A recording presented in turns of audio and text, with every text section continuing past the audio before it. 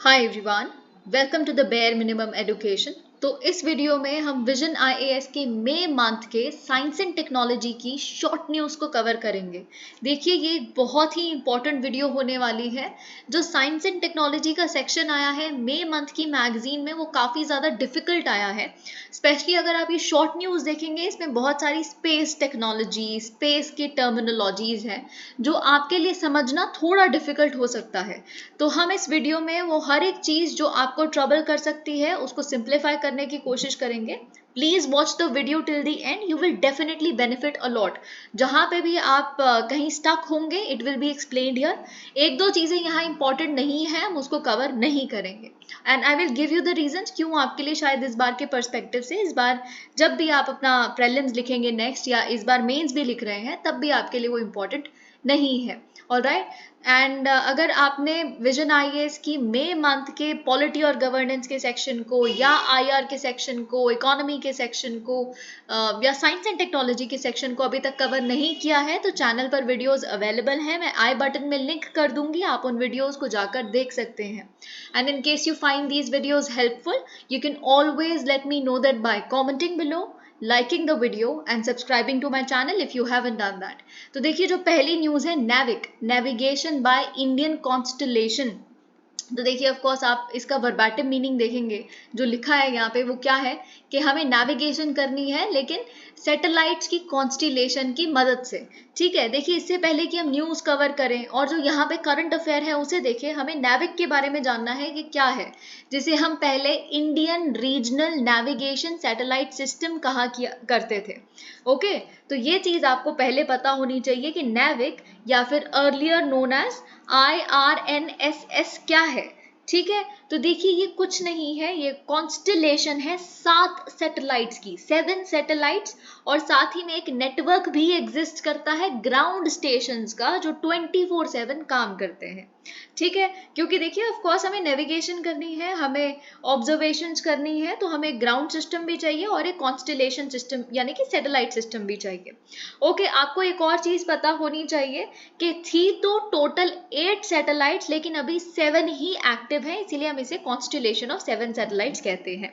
इन 7 में से 3 सैटेलाइट्स जो हैं वो, ये चीज यहाँ नहीं लिखी, आपको पता होना चाहिए, क्योंकि इसको मैनिपुलेट करके आपके प्रीलिम्स में लिखा जा सकता है that all the first generation satellites of NavIC are in geostationary orbit. That's not true. 3 satellite geostationary orbit में है, 4 सैटेलाइट्स geosynchronous orbit में है। ये बस आपको पता होना चाहिए कि ओनली टाइप की अगर इस पे कोई स्टेटमेंट बनती है कि, या फिर ऑल टाइप की स्टेटमेंट बनती है, तो दैट्स रॉन्ग इस केस में। ऑल्दो इस तरह की एक्सट्रीम स्टेटमेंट जरूरी नहीं है कि हर बार गलत ही हो। ऑलराइट, तो ये चीज आपको पता होनी चाहिए। अगर मैं आपको एक बेसिक एडिशनल इन्फॉर्मेशन जो यहाँ नहीं लिखी वो भी बताऊं, तो आपको ये भी पता होना चाहिए, जो पहली सैटेलाइट थी इस कॉन्स्टिलेशन की, जो पहली 1A फर्स्ट जनरेशन की पहली सैटेलाइट जो थी, वो 2013 में लॉन्च की गई थी, और जो लास्ट सैटेलाइट है वो 2018 में गई थी। देखिए, प्रीलिम्स जो है वो इस तरह से इवॉल्व हो रहा है कि बहुत बार ये पूछा जाता है, या जो आपको स्टेटमेंट दी जाती है उस पर ईयर मेंशन होता है कि नेविक कब से कहा जाने लगा, है ना। तो आप सोचिए, जो अभी जो करंट गवर्नमेंट है, थोड़ा सा लॉजिक लगाइए यहाँ पे, आप सोचने की कोशिश कीजिए, जो करंट गवर्नमेंट आई है 2014, 15, 16 तक, आप कह सकते हैं बहुत सारी चीजों को रीनेम किया गया है, इस तरह की साइंटिफिक चीजों को। ठीक है, अभी भी किया जा रहा है। देखिए, जो रेयर डिसीजेस का प्रोग्राम है, या फिर नॉन कम्युनिकेबल डिसीजेस का प्रोग्राम, हर चीज को रीनेम किया जा रहा है प्रेजेंट गवर्नमेंट में। तो आप थोड़ा सा वहां पे लॉजिक लगा सकते हैं कि जो ये IRNSS है, इसको रीनेम किया गया था इंडियन प्राइम मिनिस्टर द्वारा 2016 में एज नेविक। तो ये चीज आपको पता होनी चाहिए। ओके, तो हमने देखिए, कुछ नहीं है, नेविक एग्जैक्टली वही है जो जीपीएस है। जीपीएस क्या करता है, हमें लोकेशन और ये सब कुछ ऑब्जर्वेशन करने में हेल्प करता है एक्यूरेटली। नेविगेशन सिस्टम है जीपीएस भी इस तरह का। तो एग्जैक्टली जो नेविक है वो एक इंडिजिनस नेविगेशन सिस्टम है इंडिया के लिए, बस इतना सा डिफरेंस है। ठीक है, तो अब हम बाकी चीजें यहाँ देख लेते हैं क्या है। अब कुछ चीजें बहुत ध्यान से सुनिएगा, I will cover almost everything जो इस पर्टिकुलर आर्टिकल में लिखा है। Almost everything is important. Okay, ISRO launched next generation navigational satellite NVS-01 अभी तक मैंने आपको क्या बताया, तो इससे पहले की 7 सैटेलाइट्स हैं, ठीक है, वो क्या है, फर्स्ट जनरेशन सैटेलाइट्स हैं। लेकिन अब हमें खुद को अपग्रेड करना है और एक्यूरेट ऑब्जर्वेशंस चाहिए, तो इसीलिए हमने क्या किया है, नेक्स्ट जनरेशन की पहली सैटेलाइट भेजी है नेविक में, ठीक है, जिसे हम NVS-01 कह रहे हैं। This is first of the India's second generation satellites envisaged for NavIC services. की हाइलाइट्स क्या है, ये सब कुछ इंपॉर्टेंट नहीं होता कि कितने किलोग्राम का क्या है, बट स्टिल यहाँ पे हम देख लेते हैं। NVS-01 weighing 2232 kg satellite, heaviest in constellation। तो ये चीज आपको पता होनी चाहिए that it is going to be the heaviest in the constellation। It was launched using geosynchronous satellite launch vehicle rocket। तो GSLV को यूज करके इसे लॉन्च किया गया है, ये आपको पता होना चाहिए। लेकिन अब आता है सबसे ज्यादा इंपॉर्टेंट फैक्ट इससे रिलेटेड, कि इसमें होगा इंडिजिनियसली डेवलप्ड, यानी कि भारत में he developed rubidium atomic clock, ताकि हमें एक्यूरेट लोकेशंस का पता लग सके। देखिए अब यहाँ पे कुछ बहुत ध्यान से सुनिए, जो अभी 7 एग्जिस्टिंग सैटेलाइट्स हैं एक्टिव, उसमें से कुछ सैटेलाइट्स का जो एबिलिटी है एक्यूरेट लोकेशन डेटा अटेन करने की, वो खो चुकी है, ठीक है। वो जो सैटेलाइट्स हैं वो अपनी उस एबिलिटी को, एक्यूरेट लोकेशन को स्पॉट करना या इस तरह का डेटा देना, उस एबिलिटी को खो चुका है। क्यों? क्योंकि उनकी जो एटॉमिक क्लॉक्स हैं वो फेल हो गई हैं। ओके, देखिए जो सैटेलाइट बेस्ड पोजिशनिंग सिस्टम्स होते हैं वो प्रिसाइज टाइम मेजरमेंट्स पे रिलाई करते हैं, और प्रिसाइज टाइम मेजरमेंट्स कहाँ से आती हैं, एटॉमिक क्लॉक से आती हैं। जब हमारे पास प्रिसाइज टाइम मेजरमेंट्स होती हैं तो हम बेसिकली जो ऑब्जेक्ट लोकेशन है उसको एक्यूरेटली डिटरमाइन कर पाते हैं। अब अभी देखिए मैं आपको एटॉमिक क्लॉक कैसे फंक्शन करता है, कैसे थोड़ा सा एरर आता है उसको माप के बताता है कि लोकेशन चेंज हुई है या नहीं, ये इसमें नहीं बता रही, पर आपको ये बात पता होनी चाहिए कि अगर हमें प्रिसाइज लोकेशन डेटा चाहिए या इस तरह का टाइम मेजरमेंट चाहिए तो एटॉमिक क्लॉक का सही से फंक्शन करना बहुत जरूरी है। इसीलिए अब हम बेसिकली यहाँ पे रुबीडियम एटॉमिक क्लॉक भेज रहे हैं ऑन बोर्ड, ठीक है। तो ये आपको पता होना चाहिए। It has a mission life of over 12 years। तो ये चीज़ भी बहुत अच्छी है कि जो एग्जिस्टिंग सैटेलाइट्स हैं, फर्स्ट जनरेशन सैटेलाइट्स जो हैं, उनका जो मिशन लाइफ है वो 10 साल है, लेकिन it's mission life is going to be more than 12 years, so it's good. Okay, तब तक सही रहेगा। It will send signals. अब ये बहुत इंपॉर्टेंट है, अभी तक क्या है, जो हमें सिग्नल्स मिलते हैं ऊपर नेविक के सैटेलाइट्स में से, वो दो तरह की फ्रीक्वेंसी सिग्नल्स मिलते हैं, एक L5 और एक S, ठीक है। L5 और S सिग्नल्स के साथ साथ अब ये NVS-01 के माध्यम से हमें एक और कैटेगरी में, अब एक और फ्रीक्वेंसी कैटेगरी में सिग्नल्स मिलेंगे, यानी कि थर्ड फ्रीक्वेंसी कैटेगरी में, विच इज L1, जो कि बहुत ही अच्छा होने वाला है। क्यों? क्योंकि ये इंटरऑपरेबिलिटी बढ़ा देगा और सैटेलाइट बेस्ड नेविगेशन सिस्टम्स के साथ, जैसे जीपीएस आपको पता होना चाहिए। जीपीएस में मोस्ट कॉमनली यूज्ड जो फ्रीक्वेंसी है वो L1 है। तो इंटरऑपरेबिलिटी बढ़ जाएगी हमारी नेविक की, ठीक है। तो ये चीज आपको पता होनी चाहिए। It would provide real time positioning and timing services over India and a region approximately 1500 kilometres around mainland. तो ना ही केवल भारत को रियल टाइम पोजिशनिंग या टाइमिंग सर्विसेज प्रोवाइड करेगा ये नेविक, बल्कि जो भारत के मेनलैंड के 1500 किलोमीटर, यानी कि और भी जो हमारी नेबरिंग कंट्रीज हैं, वहां की भी ये बेसिकली जीपीएस के रूप में काम कर सकता है। जैसे जीपीएस काम करता है वैसी तरह की सर्विसेज अब ये भी प्रोवाइड कर सकता है। ओके, तो ये चीज हमने देख ली। 3 satellites are placed in geostationary orbit and okay, ये भी हमने देख लिया। NavIC offers 2 services. देखिए ये आप पढ़ सकते हैं, ये चीज इंपॉर्टेंट नहीं है, पर आपको ये बात पता होना चाहिए कि 2 फ्रीक्वेंसीज L5 और S हैं, और अब बेसिकली L1 भी आ जाएगी, ठीक है। NavIC offers 2 services, standard position service SPS for civilian users and restricted services for strategic users. यानी कि अगर कोई भी कंट्री लेवल पे या डिप्लोमेटिक लेवल पे या स्ट्रेटेजिक लेवल पे, मिलिट्री लेवल पे, उस तरह जो गवर्नमेंट के लिए यूजेज है ना, तो वो बेसिकली प्रोवाइड की जाती है, सिविलियन यूजर्स के लिए भी प्रोवाइड की जाती है, ठीक है।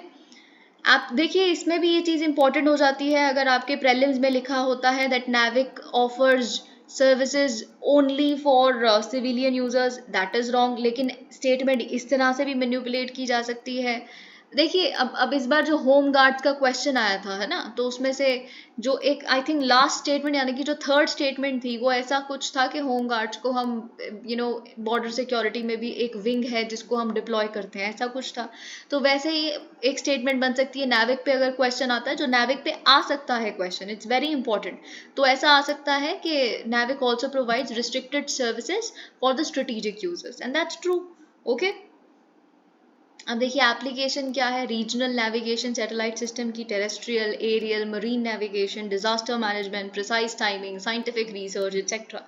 Navigation system around the world, of course देखिए और भी जो navigation system around the world exist करता है, तो 4 ऐसे global satellite based navigation systems हैं, जैसे मैंने आपको बताया जो हमारे नेविक का इंटरऑपरेबिलिटी है इन तरह के सैटेलाइट बेस्ड नेविगेशन सिस्टम के साथ वो बढ़ जाएगी। ठीक है, तो और किस तरह के satellite based navigation systems exist करते हैं, यूनाइटेड स्टेट्स का बहुत famous global positioning system GPS, Russian GLONASS, ठीक है, और यूरोपियन गलीलियो, चाइनीज बाइडो। ठीक है, Japan has a 4 satellite system that can augment GPS signals over the country. तो ऑलरेडी देखिए जापान भी जीपीएस को ही यूज करता है, जैसे पूरा ऑलमोस्ट संसार यूज कर रहा है, पर जापान का खुद का एक 4 सैटेलाइट सिस्टम है जो जीपीएस सिग्नल्स को और ज्यादा स्ट्रॉन्ग बना देता है और तरह की प्रिसिशन डेटा उन्हें मिल सकता है। Okay, coming to the next topic, x-ray polarimeter satellite XPoSat mission. Okay, तो यहाँ पे बेसिकली क्या है, इसरो कोलैबोरेट कर रहा है रमन रिसर्च इंस्टीट्यूट के साथ बेंगलुरु बिल्ड करने के लिए एक्सपोसैट, जिसे लॉन्च किया जाएगा 2023 के एंड में। एक्सपोसैट क्या होगा, अगर हम इसे दोबारा देखें, देखिए ध्यान से सुनिए, यहाँ पे वर्ड क्या है, एक्सरे पोलैरीमीटर सैटेलाइट मिशन। ठीक है, तो यहाँ देखते हैं क्या लिखा है, then I will explain to you कि पोलराइजेशन क्या होती है, क्योंकि ये अब वैसे देखिए इसमें कुछ फिजिक्स इन्वॉल्व है, तो अब मैं आपको फिजिक्स के प्रिंसिपल्स तो यहाँ नहीं समझाऊंगी क्योंकि आपके लिए रेलेवेंट भी नहीं है, और जो नॉन साइंस बैकग्राउंड से आते हैं उनका टाइम वेस्ट भी हो जाएगा और कंफ्यूज भी हो जाओगे आप, लेकिन जो लेमन टर्म्स में पॉसिबल हो सकेगा वो हम देखेंगे। एक्सपोसैट क्या है, इंडिया की फर्स्ट डेडिकेटेड पोलैरीमेट्री मिशन है। क्यों हम इसको ला रहे हैं, ताकि हम स्टडी कर सके डायनामिक्स को, किसके, bright astronomical x-ray sources in extreme conditions. Okay, तो बेसिकली हमें क्या करना है, एक्सरे सोर्सेज जो हैं, देखिए कुछ सेलेस्टियल बॉडीज होती हैं, बहुत सारे, सब सेलेस्टियल बॉडी है, प्लैनेट एक सेलेस्टियल बॉडी है, एस्टेरॉइड एक सेलेस्टियल बॉडी है, स्टार एक सेलेस्टियल बॉडी है, सब कुछ सेलेस्टियल है। ठीक है, तो अब कुछ celestial bodies of course x-ray sources हो, एक्सरे एमिट करती है। ठीक है, तो बेसिकली हमें उस अगर ऑब्जेक्ट को या सेलेस्टियल बॉडी को स्टडी करना है, तो हम जो एमिट हो रहा है उसमें से जो लाइट वेव या कोई भी इस तरह की रे, हम उसके कैरेक्टरिस्टिक को पकड़ सकते हैं ताकि हम उस बॉडी के बारे में जान सके। तो वही हम बेसिकली यहाँ पे करने की कोशिश कर रहे हैं, आपको ये बात पता होनी चाहिए। ये संसार का, मतलब ऑफ कोर्स भारत का तो पहला, लेकिन संसार का सेकंड पोलैरीमेट्री मिशन है।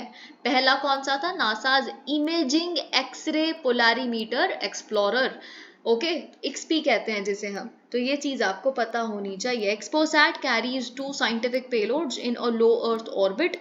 एक्सपोसैट क्या कर रहा है बेसिकली, या क्या बेसिकली कैरी करेगा, 2 साइंटिफिक पेलोड्स, कहाँ पर, लियो में, लो अर्थ ऑर्बिट में।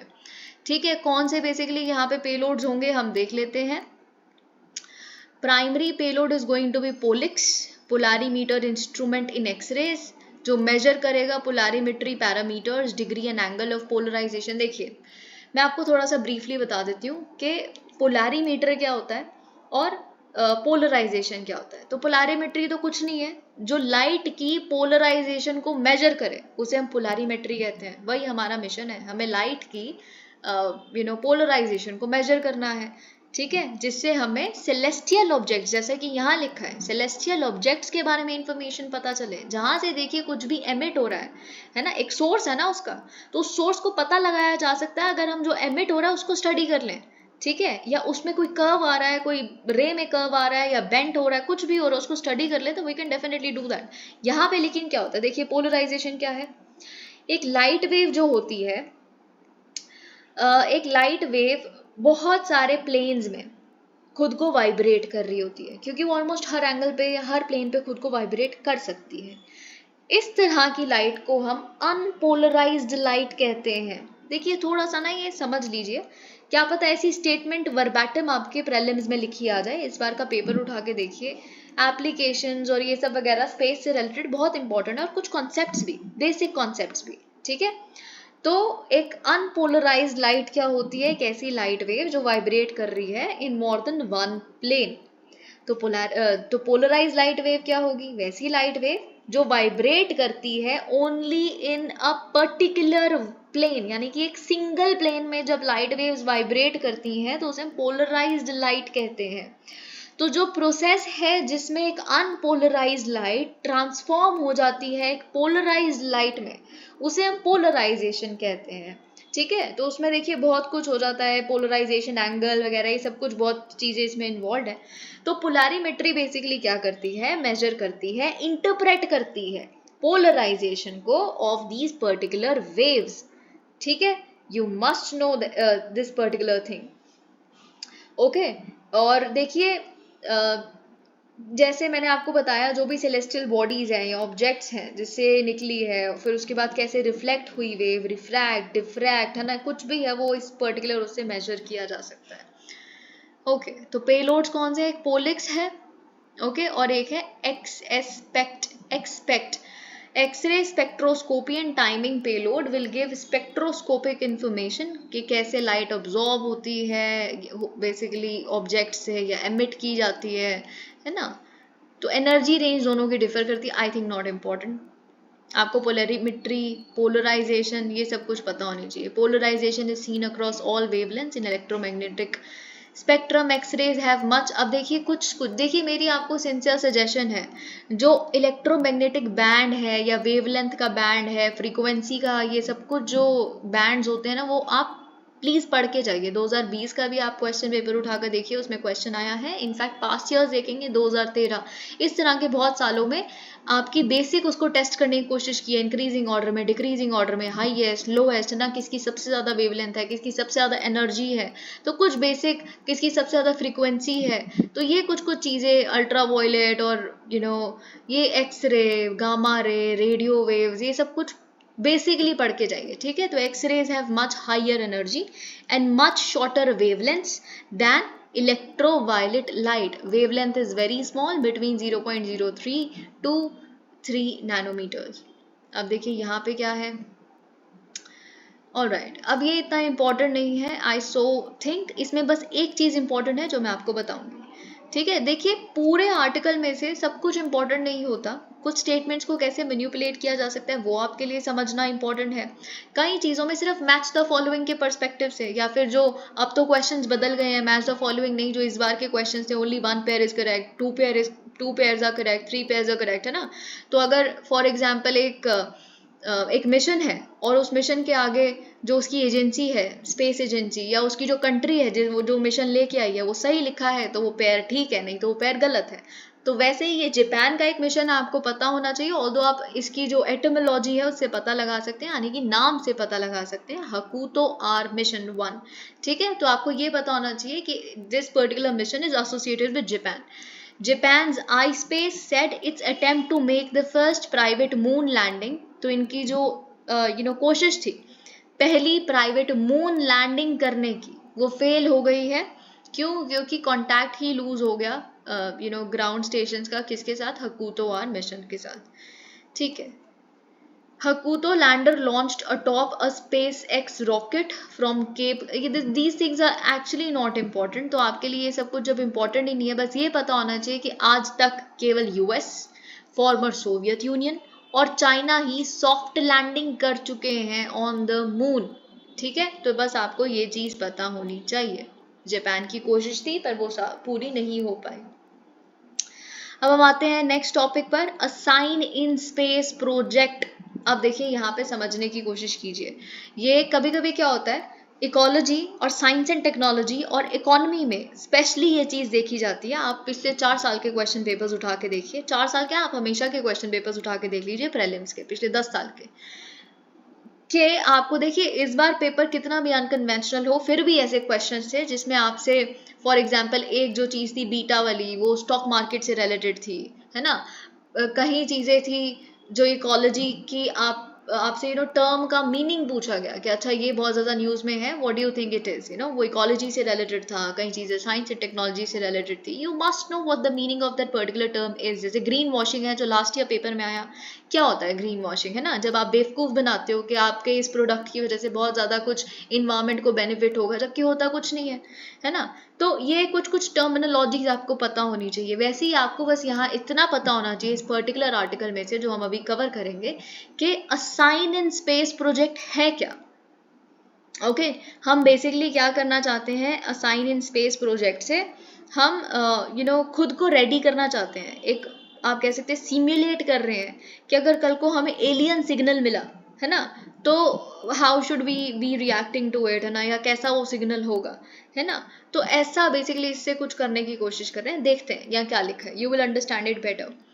यूरोपियन स्पेस एजेंसीज यानी कि ESA की एक्सोमार्स ट्रेस गैस ऑर्बिटर यानी कि TGO ने फ्लैश किया है एक एनकोडेड मैसेज को, अर्थ को भेजा है बेसिकली आप कह सकते हैं, एक एनकोडेड मैसेज, ठीक है, from its orbit around Mars. आप जानते हैं ये ऑर्बिट कर रहा है अराउंड मार्स, एक्सो मार्स है क्योंकि इसका नाम इस मिशन का, है ना, एक्सो मार्स ट्रेस गैस ऑर्बिटर।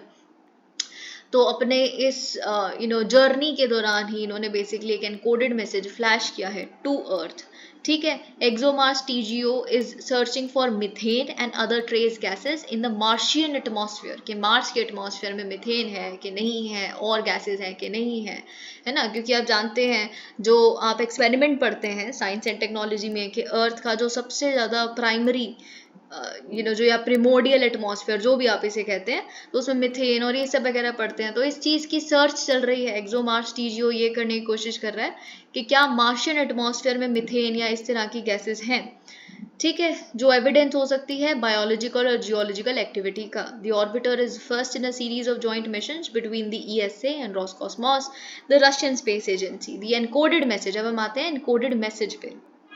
ये एनकोडेड मैसेज जो भेजा गया है ये एक्चुअली एक पार्ट है a sign in space project का, ठीक है, जिससे हम बेसिकली सिमुलेट करने की कोशिश कर रहे हैं एक सिग्नल को, है ना, simulating a signal and advanced extraterrestrial civilisation could eventually send to Earth, यानी कि जो एलियंस हैं, एक्स्ट्रा टेरेस्ट्रियल सिविलाइजेशन का मतलब जो बाहर कहीं दुनिया बसी हुई है हमारे प्लेनेट पे नहीं, अगर वो हमें कोई ऐसा सिग्नल भेजते हैं तो कैसा लगेगा या क्या होगा, है ना। तो ये बेसिकली, और हम उसको डिकोड कैसे करेंगे, इंटरप्रेट कैसे करेंगे, ये सब कुछ करने की कोशिश कर रहे हैं। तो उसको हमने बेसिकली मॉक किया है अभी।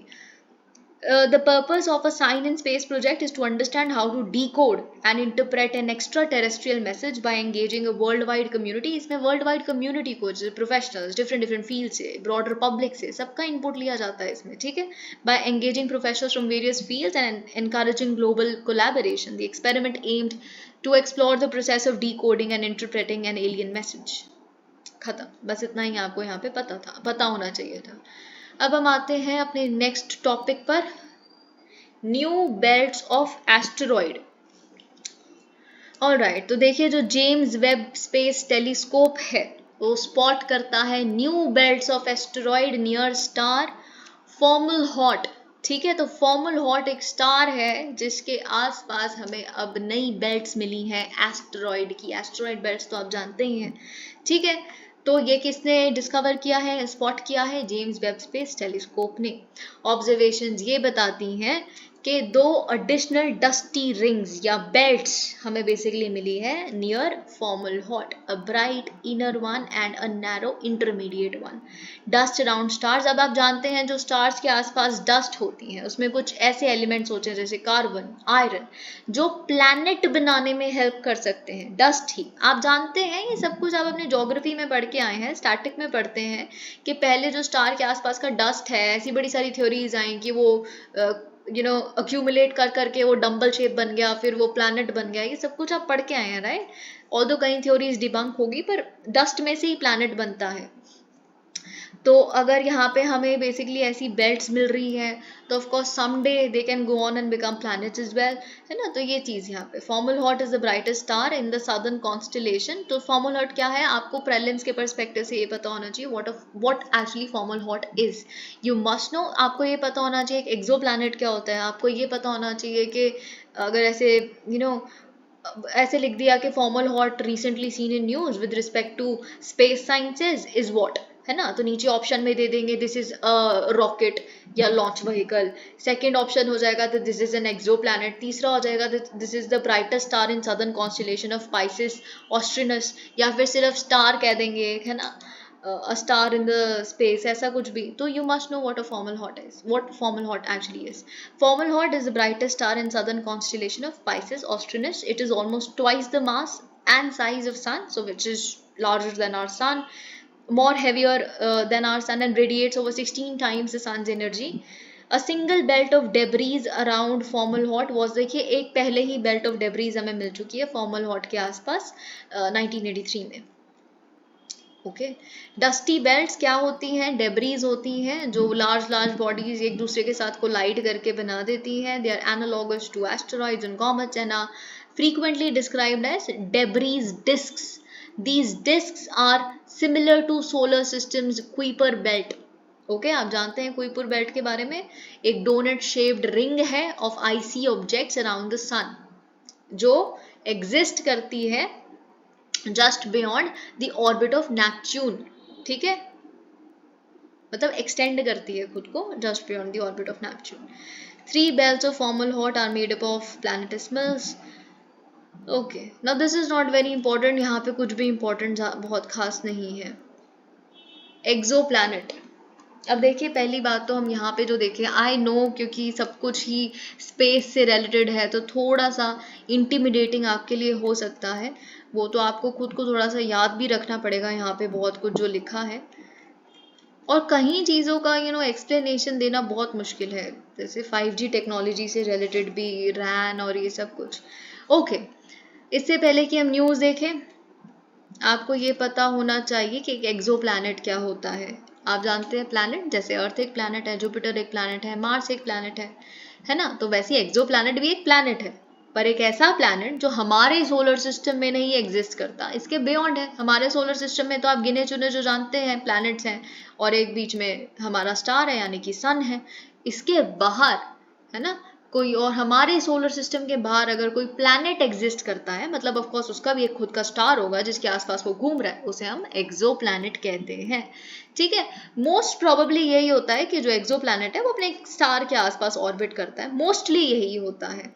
लेकिन कुछ फ्री फ्लोटिंग एक्सो प्लैनेट्स भी होते हैं जिन्हें हम रोग प्लैनेट्स कहते हैं, ओके, जो ऑर्बिट करते हैं गैलेक्टिक सेंटर को। गैलेक्टिक सेंटर अभी मैं आपको बताती हूँ, और वो किसी भी स्टार के साथ टेदर्ड नहीं होते, ठीक है। तो आपको ये बात पता होनी चाहिए। देखिए आपके प्रीलिम्स के पर्सपेक्टिव से इंफॉर्मेशन बहुत इंपॉर्टेंट हो जाती है कि अगर लिखा है कि all exoplanets orbit stars just like Earth orbits its star which is sun, that's not true, some are, या फिर एक ऑप्शन ये भी हो सकता है, अब देखिए ऐसे statement 1 is correct, statement 2 is correct, या स्टेटमेंट ऑल 3 आर करेक्ट, ऐसे वाला कोई भी क्वेश्चन आता है और उसमें एक स्टेटमेंट है that there also exists some free floating exoplanets called rogue planets which do not orbit stars, है ना। तो that is true, अगर कुछ 3 statements दी हैं with respect to an exoplanet, so you must know certain information about an exoplanet as well. Galactic centre क्या होता है? Galactic centre एक रोटेशनल सेंटर है, ठीक है, हमारी मिल्की वे गैलेक्सी का।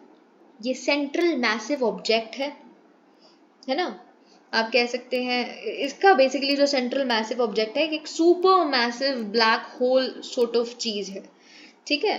तो आपको बस ये पता होना चाहिए, एक सक्शन टाइप आप कह लीजिए, गैलेक्टिक सेंटर जिसके आसपास जो मिल्की वे का एग्जिस्ट करता है उसके आसपास भी जो प्लैनेट्स घूमते रहते हैं उन्हें हम एक्सो प्लैनेट कहते हैं, बस इतना समझ लीजिए। वो एक स्टार नहीं है, एक सेंटर है, ठीक है।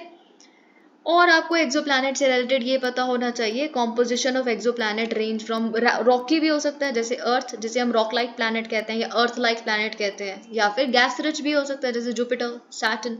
मैसिव जाइंट एक्सोप्लैनेट्स, जो मैसिव जाइंट एक्सोप्लैनेट्स होते हैं, जो उनका मास होता है it is greater than 4 times that of Jupiter.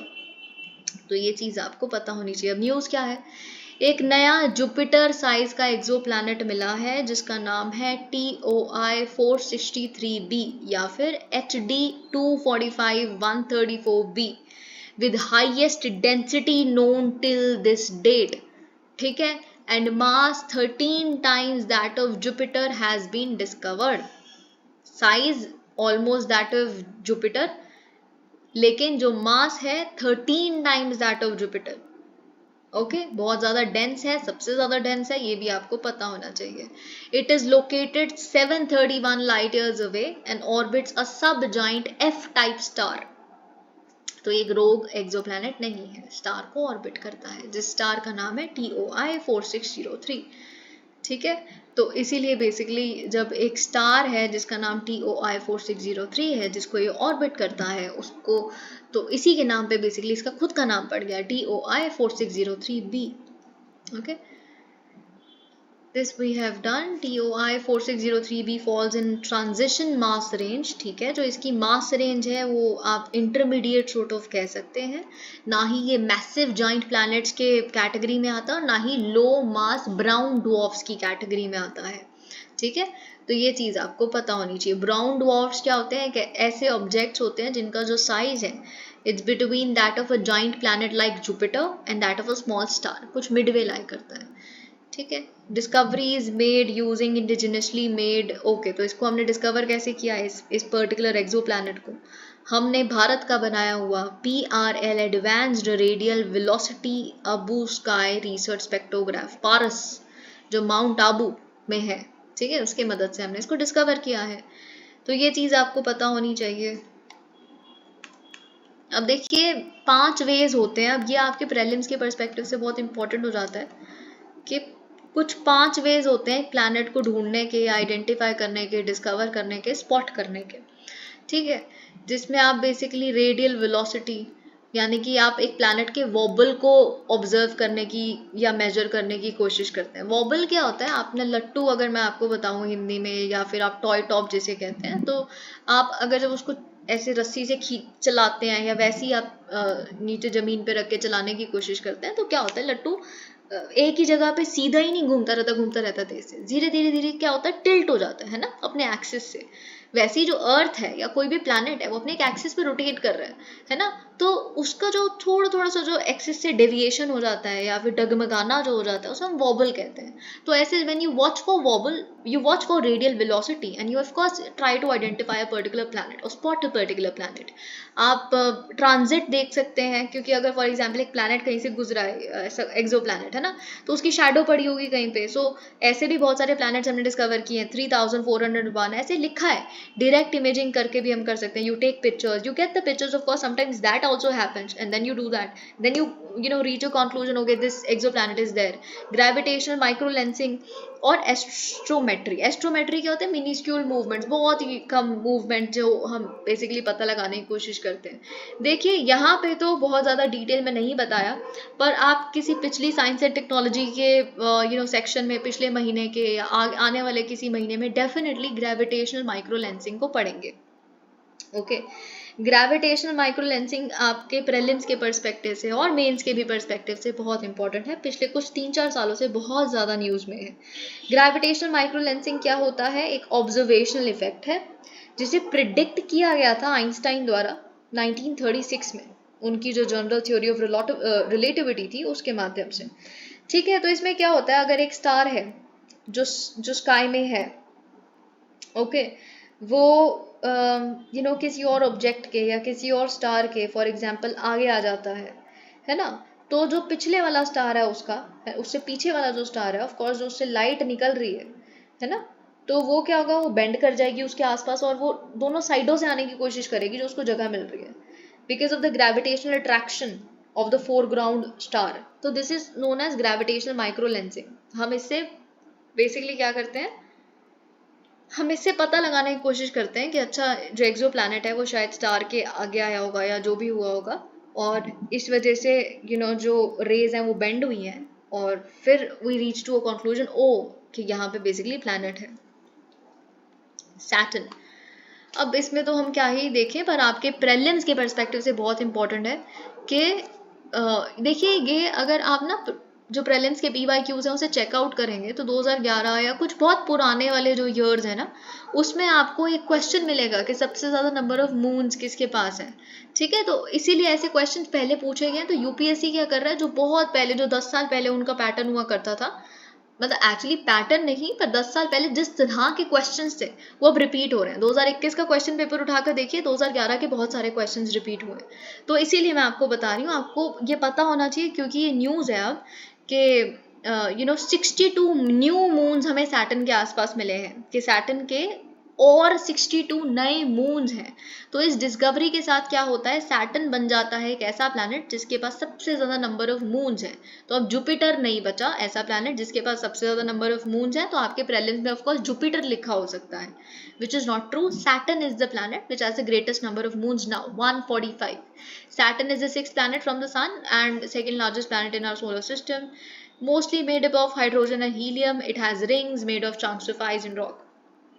आपको सैटर्न रिलेटेड जो मिशंस हैं वो भी पता होना चाहिए, कैसीनी और ये सब वॉयेजर्स, पायनियर, ये सब कुछ पता होना चाहिए, पूछा जा सकता है। क्योंकि अगर फॉर एग्जांपल आपके प्रीलिम्स में कुछ 3-4 स्टेटमेंट्स आती हैं, which of the following statements with respect to Saturn written below are correct, है ना, then of course you get one statement that, एक स्टेटमेंट लिखिए Saturn is the largest planet of our solar system, which is wrong because it is the second largest planet. दूसरी statement लिखी है that it has the greatest number of moons, that's true, है ना, क्योंकि एक recent discovery है ये। और तीसरी स्टेटमेंट लिखी होती है कि जो मिशंस हैं जैसे पायनियर, वॉयेजर, है ना, Cassini, these are related to Saturn और associated with Saturn, that's true, then you get 2 statements correct. Okay, now this is not important, this is just an example for you कि Telangana basically पहली state, of course ये prelims में भी एक statement हो सकती है, पर इसमें क्या समझने वाला कुछ नहीं है कि तेलंगाना पहली स्टेट बन जाती है भारत की to launch a state robotics framework with a vision to create a sustainable robotics ecosystem. It has been developed by the Emerging Technologies Wing in collaboration with All India Robotics Association and inputs from academia, industry experts and stakeholders. It focuses on leveraging robotics technology. ये सब कुछ आप पढ़ सकते हैं, आप example भी लिख सकते हैं। रोबोटिक्स एक टॉपिक है पर्टिकुलरली आपके GS3 का, do take Telangana as an example as well. If you get a question on robotics, do mention it. Okay, since AI, robotics, especially AI तो बहुत ही ज़्यादा न्यूज़ में है, आपके GS4 के पर्सपेक्टिव से क्या एथिकल कंसर्न्स हैं AI के, बहुत रेलेवेंट हो जाता है। Quads Open Radio Access Network Security. Now this is something जो मुझे भी शायद आपको समझाने में थोड़ा डिफिकल्ट हो सकता है क्योंकि ये समझना ही बहुत मुश्किल है, but just give me a break, I let me have water and then I will explain it to you, alright.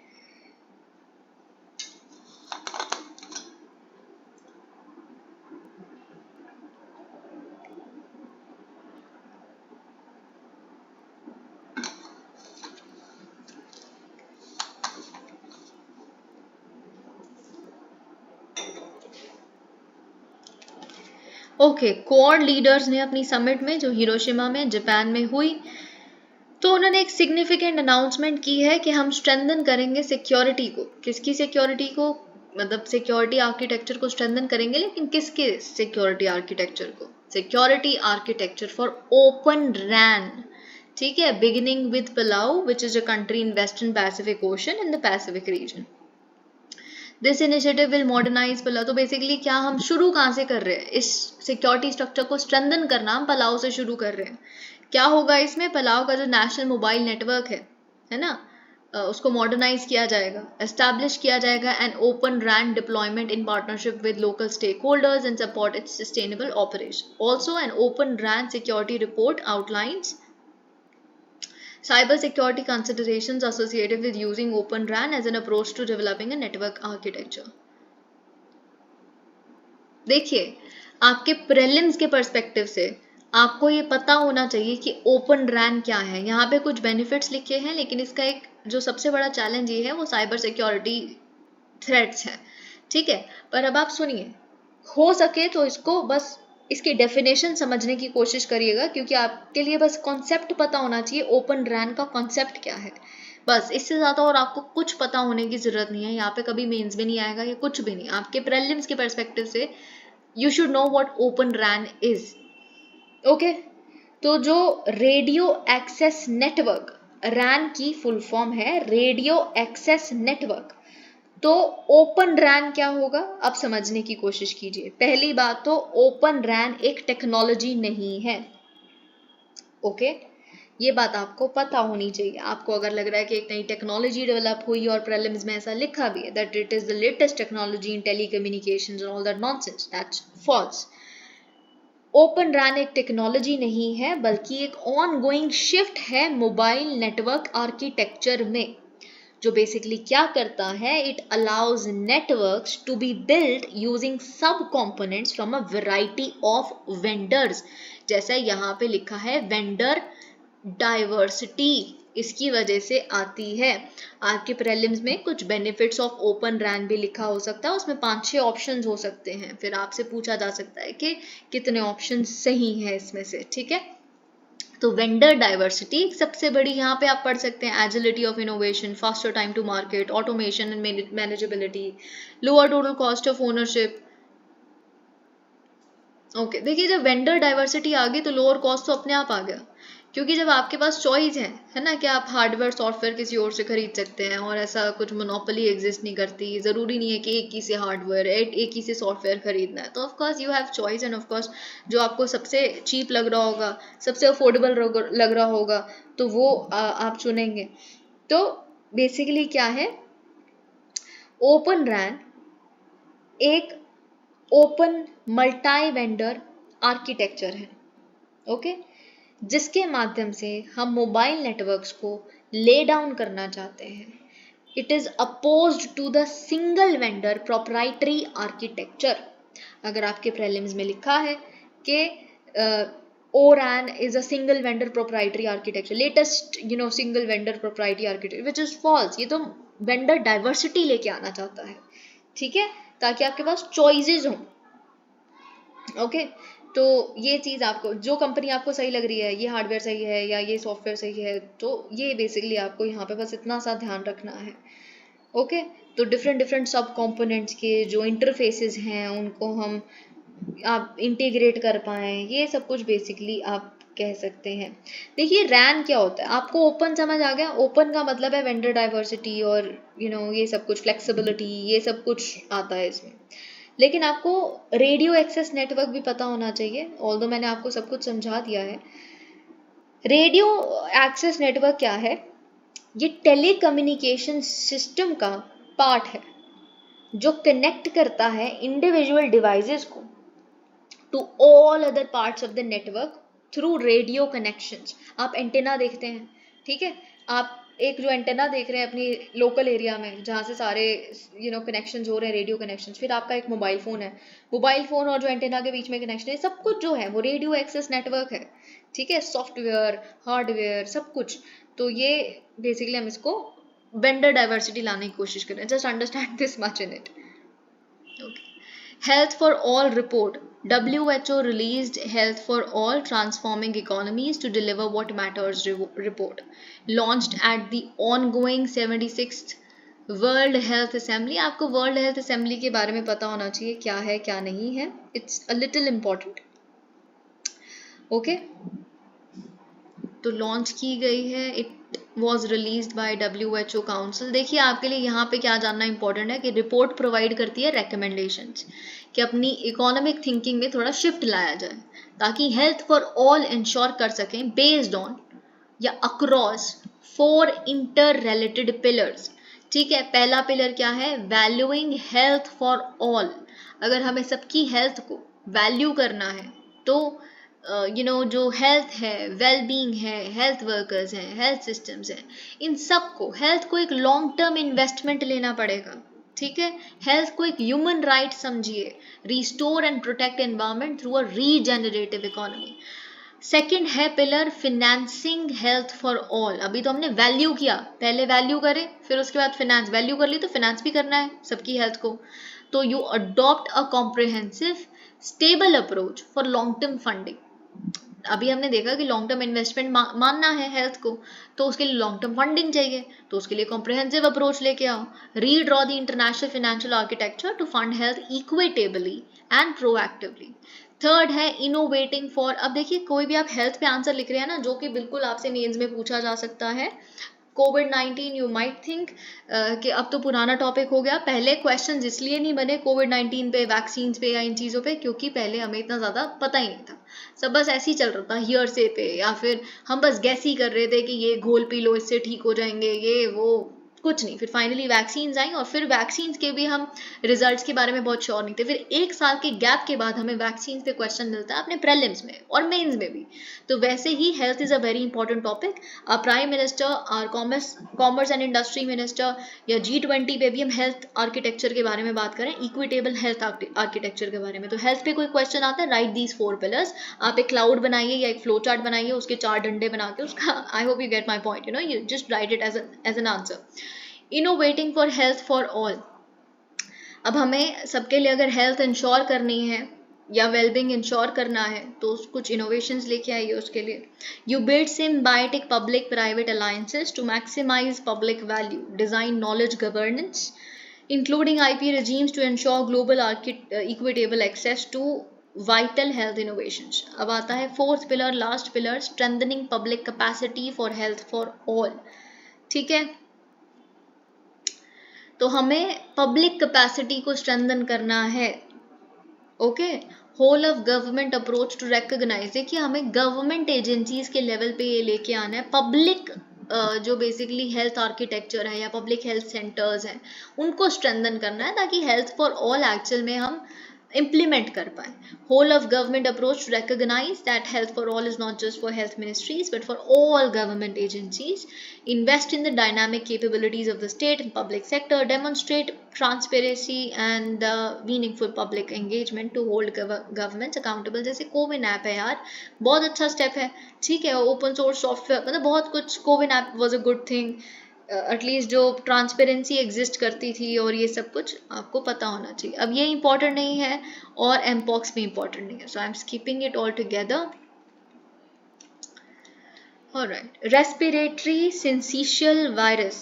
तो रेस्पिरेटरी सिंसिशियल वायरस इतना इंपॉर्टेंट नहीं है, बस आपके लिए ये जानना इंपॉर्टेंट है कि US के फूड एंड ड्रग एडमिनिस्ट्रेशन ने अप्रूव किया है GSK की एरेक्सवी फर्स्ट RSV वैक्सीन बन गई है ओल्डर अडल्ट्स के लिए संसार की। एरेक्सवी के बारे में आपको पता होना चाहिए। ओके, अगर आप यूनाइटेड स्टेट्स का डेटा उठा के देखेंगे तो आपको पता चलेगा कि कितनी जाने जाती हैं अडल्ट्स की ऑलमोस्ट हर साल इस वायरस की वजह से, जो एक lower respiratory tract infection cause करता है ऑलमोस्ट ऑल एज ग्रुप्स में। लेकिन ये जो वैक्सीन बनी है ये ओल्डर अडल्ट्स के लिए बनी है, ठीक है, और जो सबसे ज़्यादा फेटिलिटी रेट है वो भी हम ओल्डर अडल्ट्स में देखते हैं, मतलब एल्डर्स में बेसिकली। ओके, तो ये चीज़ आपको यहाँ पता होनी चाहिए, it's not important, just RSV के बारे में आपको पता होना चाहिए था। ओके, तो देखिए आप CSR, इस बार अगर आप मेंस लिख रहे हैं यानी कि मेंस 2023, तो CSR पे डेफिनेटली क्वेश्चन आ सकता है क्योंकि it was very much in news. CSR पे क्वेश्चन जब आप पढ़ेंगे तो आपसे डिफरेंस पूछा जा सकता है CSR और ESG में, है ना, इन्वायरमेंटल सोशल गवर्नेंस जो नॉर्म्स हैं, ESG में ये डिफरेंस आ सकता है, या CSR जो इंडिया में एग्जिस्ट करता है तो आपको कंपनीज एक्ट का कौन सा प्रोविजन ये कहता है CSR के बारे में, ये सब कुछ बेसिक इंट्रोडक्शन चाहिए, कुछ अच्छा ठोस मैटर चाहिए, कॉन्क्रीट मैटर चाहिए, और साथ ही में CSR से रिलेटेड चैलेंजेस क्या एग्जिस्ट करते हैं, और ऑफ कोर्स एग्जांपल्स भी पता होने चाहिए कि क्या एग्जाम्पल एग्जिस्ट करते हैं। तो यहाँ पे आपको एक एग्जाम्पल मिलता है, union minister of state for health and family welfare launched third phase of thalassaemia Bal Seva योजना। ओके, तो ये आपको पता होना चाहिए कि जो ministry of health and family welfare है वो इम्प्लीमेंट कर रही है TBSY को, कब से, 2017 से, अंडर नेशनल हेल्थ मिशन। अगर हम TBSY देखें, ये Coal India CSR funded okay haematopoietic stem cell transplant programme है that provides a one-time cure opportunity to underprivileged thalassemia patients who have a matched sibling donor। ठीक है, अगर आपके भाई बहन कोई भी छोटा बड़ा है ना, तो मैच्ड आपका ऐसा सिबलिंग डोनर मिलता है तो ऐसे स्टेम सेल ट्रांसप्लांट हो सकते हैं आप में। अगर आपको थैलेसीमिया है, थैलेसीमिया आप जानते हैं एक इनहेरिटेड है ना, जो आप अपने जेनेटिक भी कह सकते हैं, ब्लड डिसऑर्डर है। ये तब कॉज होता है when body doesn't make enough of a protein, जिसे हम हीमोग्लोबिन कहते हैं, हीमोग्लोबिन की कमी की वजह से। ठीक है, और देखिए जितना ज़्यादा हीमोग्लोबिन की कमी है उतना ज़्यादा ब्रेथलेसनेस होने के चांसेस है, क्योंकि हीमोग्लोबिन ऑक्सीजन कैरी करता है ऑलमोस्ट हर एक ऑर्गन तक। और थैलेसीमिया, जब आप में हीमोग्लोबिन की कमी है तो थैलेसीमिया की वजह से अनीमिया भी हो जाता है। ठीक है, तो इसीलिए अंदर से बेसिकली आपका खून बनना ना रुके या हीमोग्लोबिन बनना ना रुके, उसके लिए स्टेम सेल ट्रांसप्लांट हो सकता है, which is a one shot cure opportunity. तो वो ये CSR फंडेड, जो कोल इंडिया की CSR फंडेड ये योजना है, जो implement basically ministry of state for health and family welfare कर रहे हैं। एक एग्जाम्पल आप लिख सकते हैं। Now this is not important. देखिए कुछ कुछ जो अभी हमने पिछली जो साइंस एंड टेक्नोलॉजी की वीडियो की थी, यानी कि इसी का पार्ट 1, तो उसमें भी हमने देखा था जो एसिनेटोबैक्टर बोम्बनी है, ये क्या है, फंजाई, बैक्टीरिया या फिर वायरस, ये सब कुछ कुछ बेसिक चीज़ें जैसे न्यूमोनिया और क्लेब्सेला न्यूमोनिया जैसे हमने देखा था। ये कुछ कुछ चीज़ें आपको पता होनी चाहिए, बहुत बेसिक है। आई थिंक इतना तो आप अपना साइंस पढ़ के आए हैं पिछली स्टैंडर्ड्स में अपने। Scientist used AI to discover a new antibiotic abaucin that can kill a deadly superbug. आप जानते हैं एक सुपर बग है, जब हम एंटी माइक्रोबियल रेजिस्टेंस के बारे में पढ़ रहे थे तो हमने बोम्बनी के बारे में पढ़ा था। Acinetobacter is a group of bacteria commonly found in environment like in soil and water. Most common cause of infections is Acinetobacter bombini, which accounts for most. Okay, not important, बस ये आप जान सकते हैं ब्लड में या urinary tract में या लंग्स में या वूंड में इस तरह के जो इन्फेक्शंस हैं वो इसकी वजह से, इस बैक्टीरिया की वजह से होते हैं। अब देखिए मैं एक इम्पॉर्टेंट पहले टॉपिक कवर करना चाहती हूँ, फिर उसके बाद हम बाकी चीज़ें देखेंगे। वो है radiometric dating. Very important, this is a very very interesting and important particular topic. एक रीसेंट स्टडी ने ये बताया है कि कैल्शियम 41 को यूज़ किया जा सकता है रेडियोमेट्रिक डेटिंग में, एग्जैक्टली वैसे ही जैसे हम कार्बन 14 को यूज़ करते आए हैं आज तक। ठीक है, कार्बन डेटिंग के लिए। ओके, हम कैसे अब कैल्शियम 41 को यूज कर सकते हैं। कैल्शियम 41 को यूज किया जा सकता है टेक्निक को यूज करके, जिसे हम एटम ट्रैप ट्रेस एनालिसिस कहते हैं, ATTA। आपके प्रीलिम्स में ये पूछा जा सकता है कि atom trap trace analysis is associated with what. ठीक है, तो उसमें फालतू के 2-3 और ऑप्शन होंगे और उसमें से एक ऑप्शन होगा रेडियोमेट्रिक डेटिंग। देखिए यहाँ पे शब्द समझने की कोशिश कीजिए, ट्रेस एनालिसिस लिखा है ना, तो ऑफ कोर्स उसकी एज ट्रेस करने की, ऐसा कुछ करने की आपके दिमाग में आएगा, करने की कोशिश कर रहे हैं हम, तो एज ट्रेस किससे करते हैं, रेडियोमेट्रिक डेटिंग से करते हैं। ठीक है, आपको कैल्शियम 41 के बारे में क्या पता होना चाहिए कि इसकी हाफ लाइफ कितनी है। देखिए एक rare long lived radioisotope है कैल्शियम का, ठीक है, जिसकी हाफ लाइफ है 99,400 ईयर्स। हाफ लाइफ क्या होती है कि कितनी देर में एक जो रेडियो आइसोटोप है, कितने सालों में आधा डीके हो जाता है। ओके, तो इसकी half life which is huge, I think ये बहुत ज़्यादा लॉन्ग ड्यूरेशन है।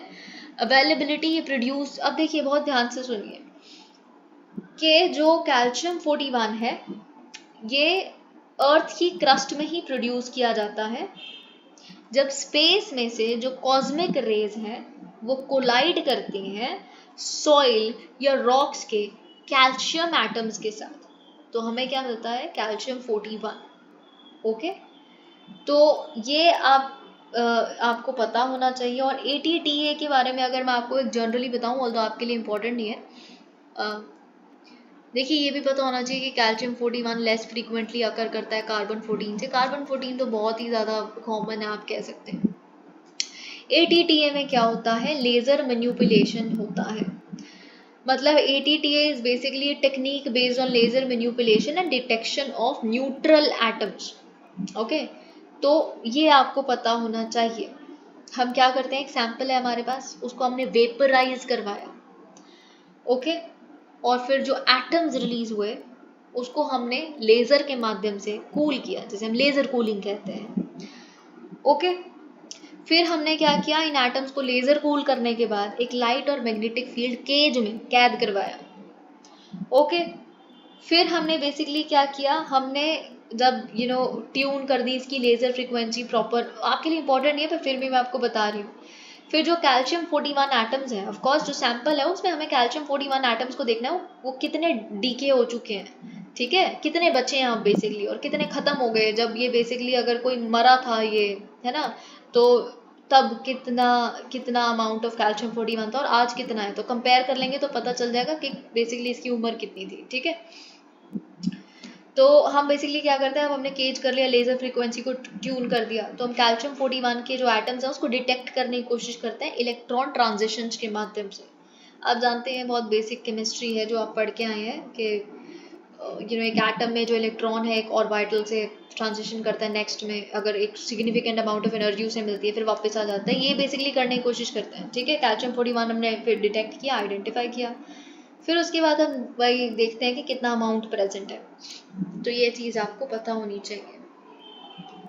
What is radiometric dating, radio carbon dating और कार्बन 14 डेटिंग, इसे हम जो कहते हैं, इज अ कॉमनली कहते हैं, is a scientific method that can accurately determine the age of organic materials. Organic materials क्या होते हैं, जिसमें कार्बन होता है। कार्बन की तो डेथ लाइफ आप पता लगा सकते हो, ठीक है, इन द सेंस कार्बन की तो एज पता लगाई जा सकती है, आप क्या है, कार्बन, है ना। तो जो भी लिविंग चीज़ है बेसिकली या कुछ भी ऐसा, उसमें जो है वो कार्बन है, ऑर्गेनिक मटेरियल है। Working when an organic entity is alive, जब एक ऑर्गेनिक एंटिटी जिंदा है, ठीक है, तो उनकी जो बॉडी है वो ऑब्जॉर्ब करती रहती है और लूज करती रहती है कार्बन 14 एटम्स को। जब एक ऑर्गेनिक एंटिटी जैसे एक इंसान वो जब मर जाता है तो ये ऑब्जॉर्प्शन का और लॉस का जो प्रोसेस है कार्बन 14 एटम्स का वो रुक जाता है। ठीक है, अब फाइनली बेसिकली जो भी आपके अंदर अब कार्बन 14 है, अब आपके मरने के बाद वो डीके होना शुरू हो जाएगा, यानी कि घटना शुरू हो जाएगा। ओके, तो ये जब बेसिकली एक इंसान की जब डेथ हुई या एक ऑर्गेनिक एंटिटी जब मरा, है ना, तो उसमें तब कितना कार्बन 14 था और हम 10 साल बाद देखें कितना है, तो हम उसकी उम्र बेसिकली डिफरेंस कैलकुलेट करके पता लगा सकते हैं based on the relative abundance of these atoms in the body, carbon 14 atoms in the body, है ना। तो ये चीज़ यहाँ लिखी है, बस अब इसकी जगह हम कैल्शियम 41 को यूज़ करना शुरू कर देंगे। लेकिन कार्बन 14 की जो लिमिटेशंस है वो ये है कि अनस्टेबल है, वीक रेडियो एक्टिव आइसोटोप है कार्बन का, इसकी हाफ लाइफ बहुत कम है, 5700 ईयर्स। ओके, और बेसिकली जो ये डिटरमाइन ही नहीं कर सकता age of objects older than approximately 50,000 years, लेकिन ये कर सकता है कैल्शियम 41, ये तो बहुत आप कह सकते हैं बहुत पुरानी चीज़ों को डेट कर सकता है। ठीक है, फिजन मोलिब्डेनम 99, ये क्या है, प्राइम मिनिस्टर ने डेडिकेट किया है मोलिब्डेनम 99 प्रोडक्शन फैसिलिटी को, जो लोकेटेड है Trombay campus of Bhabha atomic research centre. Nation को बेसिकली इसको डेडिकेट किया गया है। ओके, इस फैसिलिटी को मोलिब्डेनम 99 प्रोडक्शन फैसिलिटी को, मोलिब्डेनम 99 क्या है, देखिए जो मोलिब्डेनम है जब डीके होता है, ठीक है, तो वो क्या रिलीज करता है या क्या बन जाता है, technetium 99M। So molybdenum 99 is the parent of technetium 99M, जिसको हम यूज करते हैं, यानी कि TC99M को हम यूज करते हैं इमेजिंग प्रोसीजर्स में for early detection of cancer, heart diseases, etc. 85% of such imaging procedures use this technetium 99M। तो इसीलिए प्रोडक्शन फैसिलिटी जो है बेसिकली इसको नेशन को डेडिकेट किया गया है, ताकि जो मेडिसिन प्रोसीजर्स हैं इस चीज़ों में बेसिकली हम उसको, आई hope you get my point, 9 से 10 लाख पेशेंट स्कैन्स हैं जो हर साल होते हैं, उसको एनेबल ये फैसिलिटी करेगी। ठीक है, तो ये बेसिकली यहाँ आपको पता होना चाहिए, there's nothing much into it. Okay, if I read it, TC99M is used for detection of disease. Okay, structure of and study of organ structure and function. TC99M is especially used for nuclear medicine procedures because it can be chemically incorporated into. Okay, TC99M is currently produced through a multi-step. अब देखिए TC99M produce कैसे किया जाता है, एक multi-step process that begins with neutron irradiation of fissile uranium 235. तो ये आपको पता होना चाहिए जब हम यूरेनियम एनरिचमेंट करते हैं, है ना. देखिए क्या होता है ना कि फॉर एग्जांपल यूरेनियम है ना, यूरेनियम को आपने एनरिच किया, कुछ भी करना है, आपने न्यूक्लियर एनर्जी निकालनी है, इलेक्ट्रिसिटी या कुछ भी, तो उसके प्रोसेस में ही एक बाय प्रोडक्ट निकलता है. फिर उसको आप कह सकते हैं कि हम न्यूट्रॉन से बॉम्बार्ड करवाते हैं, फिर फिजन हो जाता है और फिर TC99M एक बेसिकली ये मान के चलिए कि इसमें U35 का भी एक रोल है. ठीक है. ओके, लास्ट आर्टिकल जो हम डिस्कस करेंगे, वैसे ये भी आप खुद पढ़ सकते हैं ट्रांस फैट के ऊपर, पर फिर भी आपके लिए इम्पोर्टेंट है trans fat because of the जो लाइफस्टाइल चल रहा है और बहुत जो हार्ट अटैक्स हम रिसेंटली देख रहे हैं यूथ में, तो ये एक मोटिवेशन हो सकती है यूपीएससी के लिए प्रीलिम्स और मेंस में क्वेश्चन पूछने के लिए. तो WHO का जो basically trans fat elimination validation program है, अब वो ओपन है फॉर कंट्री एप्लीकेशंस. यानी कि अगर कोई कंट्री जो है ना, वो कंट्री चाहती है कि उसको सर्टिफाई किया जाए या उसको बेसिकली वैलिडेट किया जाए उस कंट्री को कि आप इनफ स्टेप्स ले रहे हो ट्रांस फैट एलिमिनेशन के अपनी कंट्री में, तो अब उसके लिए आप अप्लाई कर सकते हो. जो WHO का वैलिडेशन प्रोग्राम है वो trans fat elimination, it will recognize member states for having a normative framework. अगर आपके कंट्री में कोई लॉ, कोई ऐसा कुछ भी एग्जिस्ट करता है to eliminate industrially produced trans fatty acid from their national food supplies, then you can of course apply. Countries can now apply to receive WHO validation certificate for trans fat elimination. According to WHO, 44 countries हैं जिसमें India भी आता है. They have best practice policies in effect for eliminating trans fatty acids and can receive official certifications. Can receive. ठीक है. अब trans fats के बारे में आपको पता होना चाहिए क्या है. एक होते हैं सैचुरेटेड फैट, एक होते हैं अनसैचुरेटेड फैट.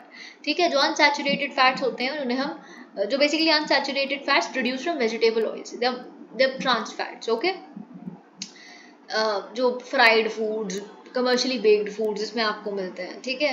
अब दो फॉर्म्स ऑफ ट्रांस फैट है, आपको ये बात पता होनी चाहिए. अगर आपके प्रीलिम्स में लिखा है कि ये जो वैलिडेशन प्रोग्राम है वो एलिमिनेशन की बात करता है all forms of trans fat, that's not true. Industrially produced trans fat की एलिमिनेशन की बात करता है, नेचुरली अकरिंग की. नेचुरली अकरिंग को कैसे हटा दोगे? बहुत सारे डेयरी प्रोडक्ट्स में, मीट प्रोडक्ट्स में नेचुरली ट्रांस फैट है, उसको कैसे हटा दोगे? इंडस्ट्रियली प्रोड्यूस्ड ट्रांस फैट को हटाना है. ठीक है. That adds hydrogen to liquid vegetable oil, उसको सॉलिड बनाने के लिए बहुत ज़्यादा डालडा घी वगैरह जो आप जानते हैं. ठीक है.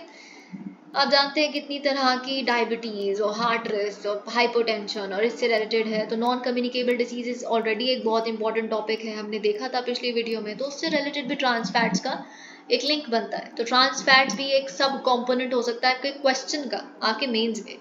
और क्या स्टेप्स लिए गए हैं आपको पता होने चाहिए to regulate TFA, trans fatty acids. WHO's replace trans fat free by 2023 strategy. Replace के बारे में आपको पता होना चाहिए. R stands for this that, है ना, ये सब कुछ आपको पता होना चाहिए. आप खुद पढ़ सकते हैं, इसमें कुछ नहीं है. Review dietary sources of industrially produced trans fats and the landscape for required policy change. Promote the replacement of industrially produced trans fats. FSSAI made mandatory for food manufacturers to declare TFA content on nutritional label. आप जाते हैं ingredients में और बहुत मोटा मोटा लिखा होना चाहिए बोल्ड में कि this much trans fatty acids and ये सब कुछ. ये ईट राइट इंडिया मूवमेंट जो है वो भी एग्जिस्ट करती है, हमने एक पिछली वीडियो में भी इसको डिस्कस किया था. Thank you so much. Please like the video.